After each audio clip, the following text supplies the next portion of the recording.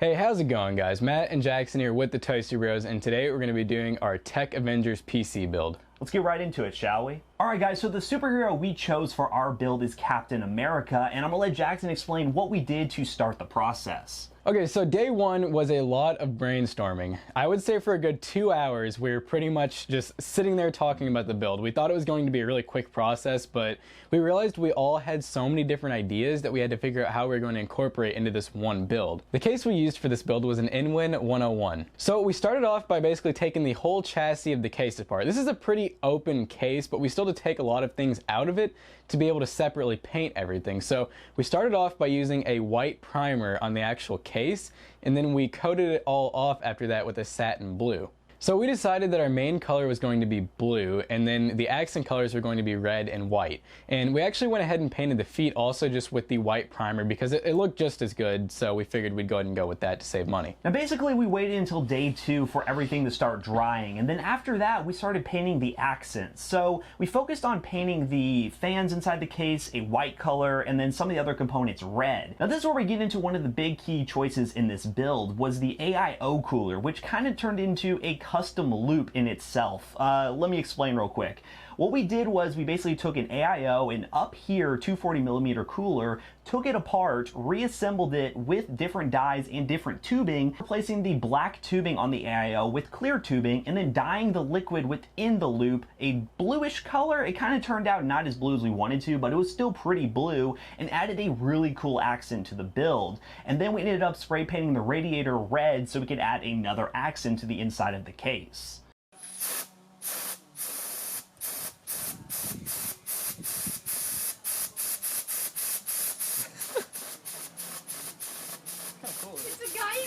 Alright, so the GPU of choice in our case was actually an R9 270X, which we actually did a dedicated review of just a few days ago if you want to check that video out. Painting it all white ended up being the best option because inside the case it actually looked really good. So we actually decided that we were going to do the Captain America stripes in the front, and then we also did the star, which we'll get into in a later day. So to do the stripes, we actually had to cut that into multiple days essentially, because first we had to mask the stripes off because we were doing white and red. Also in day 3, once we had the AIO dry, we decided to go ahead and hook it up to a test system to make sure that everything was working, because we've actually never really experimented with cutting an AIO open and trying to basically dye the water in it and everything. So the first problem we had was there were some air bubbles in it. The pump still pumped the liquid fine, but the problem with air bubbles is it actually blocks the heat transfer, so we were worried that the CPU might overheat, and that's the last thing that we want with this build. So we figured out a way to get the bubbles out, and then for the actual fluid that we used in there, it actually has a little bit of antifreeze mixed in with it to keep rust and to keep things like germs and bacteria from growing in it, and then obviously the watercoloring. And lastly on the day, we decided to go ahead and do the light panel. So what this is it's actually one piece of acrylic on the front where we took sticky stenciling, we wrote Captain America on it, and then after that we took another piece of acrylic, slapped that on the back, and then a piece of white reflective vinyl on the very back. And then we actually have a RGB light strip up top of the panel that's pointing down onto that second piece of acrylic, which actually really helps reflect the light, which you can see in the video later on. We really wanted this to look good because it was basically the highlight of our build. Alright, so when day 4 rolled around, we were ready to take off the stencils on the piece of acrylic for the light panel. When we took off the stencils, it actually turned out way better than a lot of us thought it would. The lines were really clean, and the stencil did a really good job making a good cutout of the words Captain America.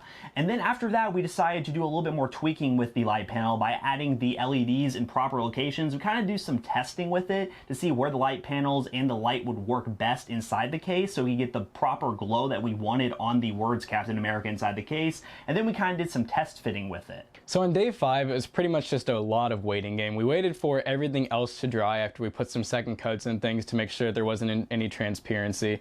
Also, there were some scratches on stuff that we actually had to repaint over, so we took care of that. We also went ahead and actually installed the light panel because it took us quite a while to figure out how this Captain America was going to fit inside of the case, because it does take up a decent amount of room. So after we waited for everything to dry and everything was dry to the touch, we made sure it wasn't going to scratch off when we put it back in the case. We went ahead and started putting screws back in, panels back on, and getting everything ready to go to put parts in. And this is where we decided to go ahead and start assembling the PC, which I'll hand that off to Matt to tell you guys what parts we threw in it. Alright, so for the specs of this system, we went with an AMD Ryzen 3 1200 because it fit the motherboard that we got, which was also an MSI Tomahawk Arctic, which was a white motherboard, which obviously the white accents looked really good inside the case with everything else that was going on. But everything kind of went together nicely with that motherboard. The RAM, which is actually Crucial Ballistics RGB Tracer Memory, had a really cool theme to it because we could customize it in the software to actually have a red, white, and blue design to it in one stick. You'll see that more at the end of this video as well. All of this came together to work out really nicely, along with that GPU, which was the R9 270X from MSI that I mentioned earlier in this video. And for a boot drive, we just went with an M.2 SSD, so you really didn't have to deal with cable clutter of a SATA cable coming to the motherboard into the back, and have to worry about making that color coordinate with the rest of the build. And lastly, day 6, the day where we finally finished the build, where we basically did some final tweaking. We finished the build of the PC. We started doing some cable management, trying to make it look as clean as possible. We also installed the last exhaust fan because the Inwin 101 doesn't come with any fans for some reason. That's kind of weird, but it's something we had to do, and it did count towards the budget. But we installed a red LED fan as an exhaust fan. And then lastly, but surely not least, we added a Captain America shield to the back side panel. It added a really good look to it, and it was actually like a toy shield for like,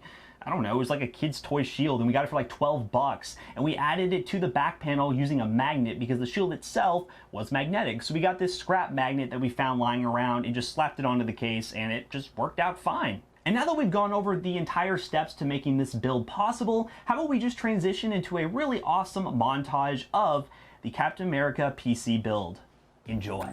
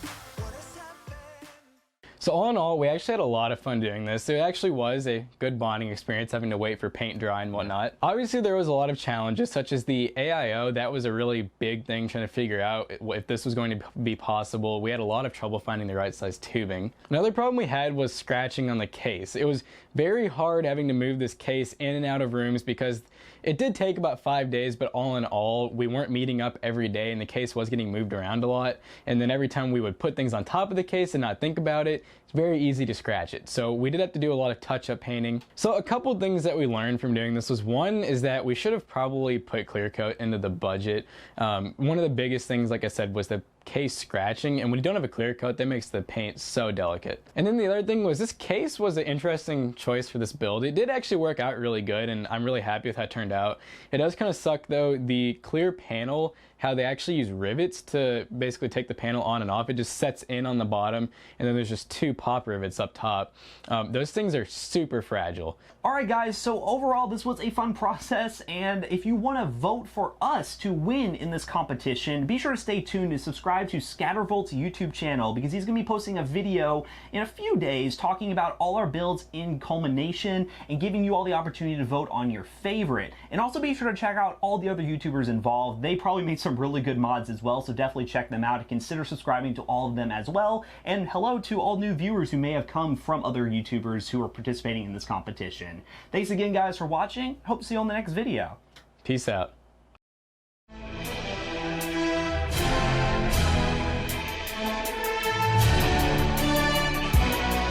have an army. We have a home.